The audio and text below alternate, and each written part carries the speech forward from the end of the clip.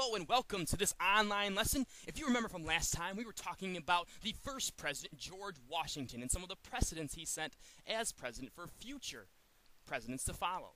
Today we're going to be looking at the rise of political parties. And we're also going to be looking at the presidencies of John Adams and Thomas Jefferson. So let's go ahead and get started. Now, Americans had reason to distrust political parties. They had seen how factions or opposing groups within parties worked in Britain. There were members of factions often plotted to win government favors and bribes. Many were more interested in their personal gain than in the public good.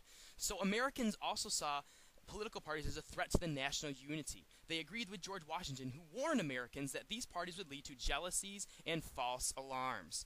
Despite the president's warning, factions grew, or two political parties grew during the end of his presidency around two members of his cabinet, Alexander Hamilton, who was the head of the Federalists, and Thomas Jefferson, who was the head of the Democratic Republicans. These two men differed in background, looks, and personality as well in politics, and these two factions led to tension within the government of the United States. Now, the Federalists were led by Alexander Hamilton, and Hamilton and Jefferson disagreed about the power of the federal government. Hamilton wanted the federal government to have greater power than the state governments. A strong federal government, he argued, was needed to increase commerce. It would also be able to restrain mob violence like that of the Whiskey Rebellion. Hamilton wanted the United States to model itself after Great Britain when it came to manufacturing and economics. So his economic policy was that the government, he thought, should encourage manufacturing and trade, and he also favored the growth of cities and the merchant class. And his opinion with foreign policy was that Hamilton wanted close ties with Great Britain, who was a major trading partner of the United States. Now, Thomas Jefferson, he wanted a small federal government as possible. In order to protect individual freedom, he feared that a strong government might take over powers that the Constitution gave to the states. He also thought that farmers, rather than merchants, were the backbone of the new nation. Cultivators of the earth, he wrote, are the most valuable citizens. He feared that manufacturing economy would corrupt the United States by concentrating power in the hands of a small group of wealthy Americans. He also favored in his foreign policy ties with France, who was actually the first ally of the United States during the Revolutionary War. In the election of 1796, political parties played a huge role in the election of George Washington's successor, or the president that came after him. In 1796, Republicans backed Thomas Jefferson for president and Aaron Burr for vice president. Federalists supported John Adams for president and Thomas Pinckney for vice president. The election had an unexpected outcome. Under the Constitution at that time, the person with the most electoral votes became president. The candidate with the next highest total votes was made vice president. John Adams, who was a Federalist, won office as president. The leader of the Republicans, Thomas Jefferson, came in second and became vice president, so it led to more tensions between these two individuals. Having a president and a vice president from opposing parties, again, it increased these political tensions. John Adams took office in March 1797 as the nation's second president. No sooner had Adams taken office than he faced a crisis with France. French ships had begun to seize American ships in the West Indies. At this time, Americans were calling for war. And to avoid war, Adams sent diplomats to Paris to discuss the rights of neutral nations. Keep in mind, President Washington set on the precedent: stay out of foreign affairs. The French foreign minister, Charles Maurice de Talleyrand, did not directly deal with the Americans. Instead, he sent 3 agents to offer the Americans a deal. Before Talleyrand would even begin talks, the agent said he wanted $250,000 for himself and an additional $10 million loan to France. One of the American diplomats replied, "Not a sixpence." The diplomats went back and informed Adams about the offer. He then told Congress. Adams did not reveal the names of the French agents. He only referred to them as X, Y, and Z. Many Americans were outraged when they heard about the XYZ affair in 1798. They took up the slogan, "Millions for defense, but not 1 cent for tribute," which means they were willing to spend money to defend their country, but they would not pay a bribe to another nation.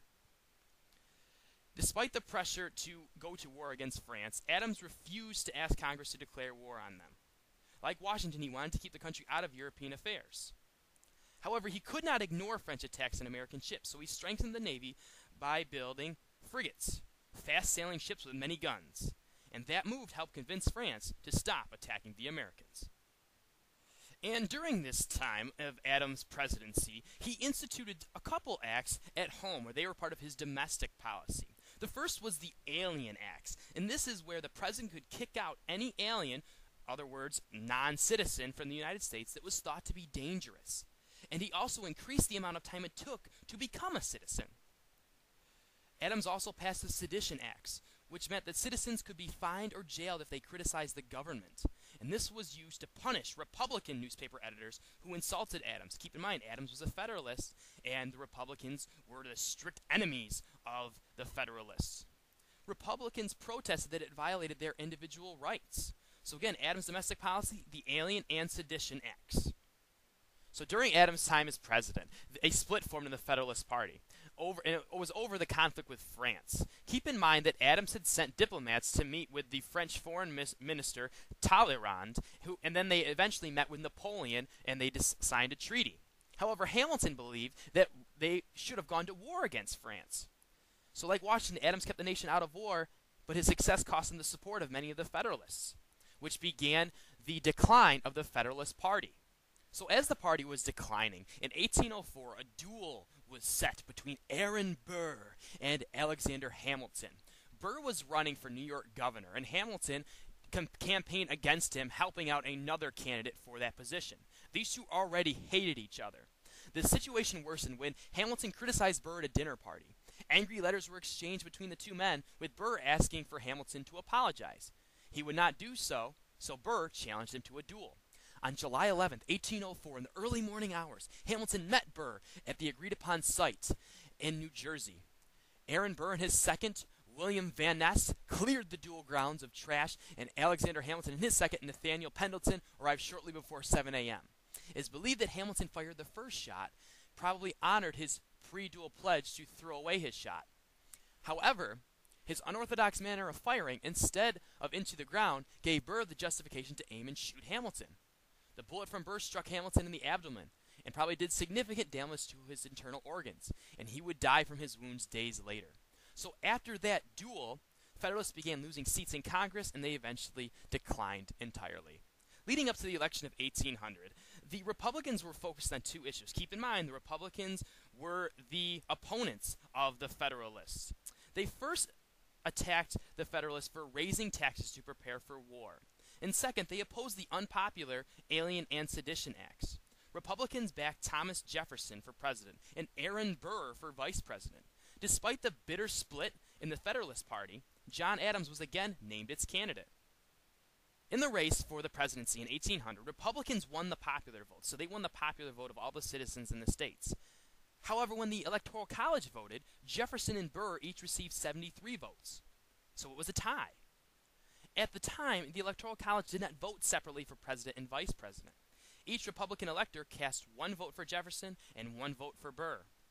Under the Constitution, if no candidate wins the electoral vote, the House of Representatives decides the election. And only after 4 days and 36 votes was the tie finally broken. The House chose Jefferson as president, and Burr became vice president. Soon after this, Congress passed the 12th Amendment. It required electors to vote separately for president and vice president, and the states ratified the amendment in 1804.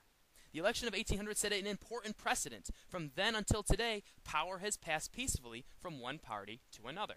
So under our third president, Thomas Jefferson, his domestic policy was he wanted the government to play a smaller role. Government should take less than an active role in governing the nation. He decreased the size of government departments, cut the federal budget, reduced the size of the Army and the Navy, repealed the whiskey tax. If you remember, that caused the Whiskey Rebellion. His economic policies, he adopted a laissez-faire policy, which means the government keeps its hand off of the economy and all business.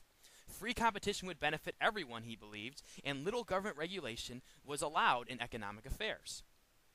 Also part of Jefferson's domestic policy was the strengthening of the Supreme Court. Justice John Marshall strengthened the Supreme Court. He was the head justice at that time. And one of the paramount cases that did this was the case of Marbury versus Madison in 1803, which gave the Supreme Court power to decide if laws were constitutional or unconstitutional. Basically, this determined the precedent of judicial review, where the judges and the Supreme Court can look at cases and declare things constitutional or unconstitutional. So again, giving that branch of the government some more power. And Thomas Jefferson was also very well known for his foreign policy, in particular the Louisiana Purchase in 1803. It was purchased from France for $15 million, and it doubled the size of the United States. Another thing that was passed during his presidency was the Embargo Act of 1807. Britain and France were at war again in 1803, and Americans knew they could get rich by trading with both of these warring nations. However, these traders were captured and forced to work for the British Navy. Jefferson asked for an embargo, a ban on trade with France and Britain, hoping to keep his sailors out of harm's way. However, merchants knew the money that could be made by trading with these two warring nations, so they began smuggling goods in and out of the country. That about wraps things up for today. Next time, we'll look into the War of 1812 and the U.S.'s role in that conflict. We'll see you next time.